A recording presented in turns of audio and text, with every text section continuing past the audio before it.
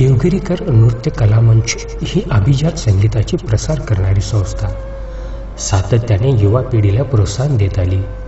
संस्थेच्या याच उद्देशांतर्गत मागील वर्षी आणि याही वर्षी शास्त्रीय नृत्य स्पर्धा आयोजित करण्यात आली।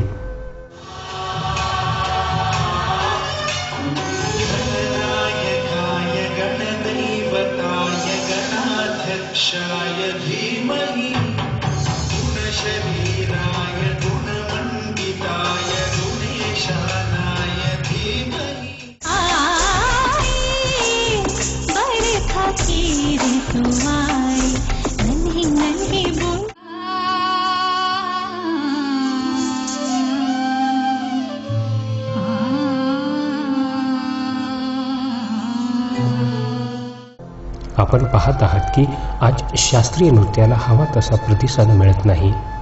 आज का फक्त वेस्टर्न डान्स हाच प्रकार खूप जोरदार आहे।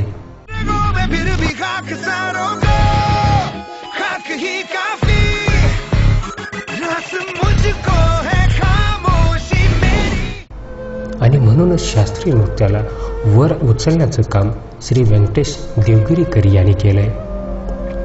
घरातील वातावरणही त्यांना पूरक असंच आहे। त्यांची पत्नी सौ देवगिरीकर आणि त्यांची मुलगी तन्वी ह्या दोघीही नृत्याचं शिक्षण घेतलंय। त्यांना असा अनुभव आला की शास्त्रीय नृत्यासाठी फक्त राष्ट्रीय स्तरावरच मान्यता आहे, पण ज्यांना जिथे जाणे शक्य नाही त्यांनी काय करावं। म्हणूनच त्यांना प्रोत्साहन देण्यासाठी त्यांनी ही स्पर्धा भरवण्याचं ठरविलं आणि मागील वर्षी त्यांना प्रचंड प्रतिसाद मिळाला। मागील वर्षी या स्पर्धेसाठी त्यांनी परीक्षक हे दर्जेदार निवडले होते।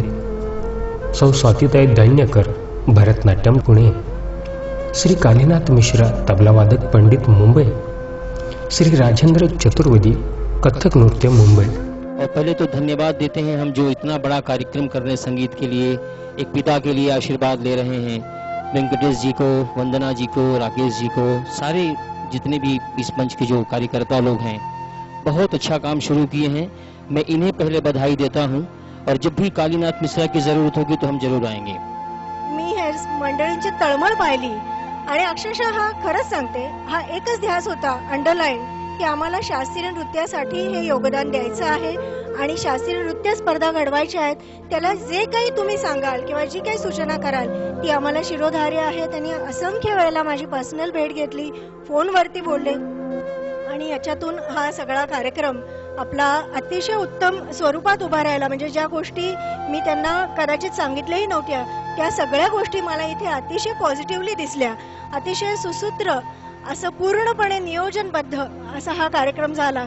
स्पर्धेसाठी प्रमुख पाहुणे श्री वामनराव अभ्यंकर, केंद्र प्रमुख ध्यान प्रबोधिनी निगडी आणि श्री देवगीकर यांचे गुरु होते।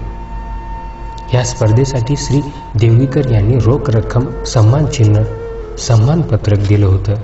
हा सर्व खर्च स्वतः देवगिरीकर यांनी केला होता। प्रयोजन असं होतं की माझ्या वडिलांना एक शास्त्रीय नृत्याचं फार आवड होती आणि सेकंडली माझी मुलगी पण करते, माझी मिसेसही, तिला आमच्या फॅमिलीमध्ये बरंच म्हणजे तिघा चौघांना सगळ्यांना आवड आहे आणि समाजामध्ये एक चांगलं काम करण्याची इच्छा आहे। जे गरीबातले गरीब मुलं आहेत त्यांना किंवा या शास्त्रीय नृत्यामध्ये ज्यांना स्कोप मिळत नाही त्यांच्यासाठी प्लॅटफॉर्म करायच्या तयारीची आमची एक इच्छा होती, म्हणून आम्ही हे केलेलं आहे। हे पहिल्या वर्षी आहे आणि हे सेकंड इयर पण आता हे कंटिन्यू राहणार आहे। आम्ही आता जसं पुणे पिंपरी चिंचवड लेवलला केलं आहे तसं पुणे लेवलला करू, नंतर सेकंड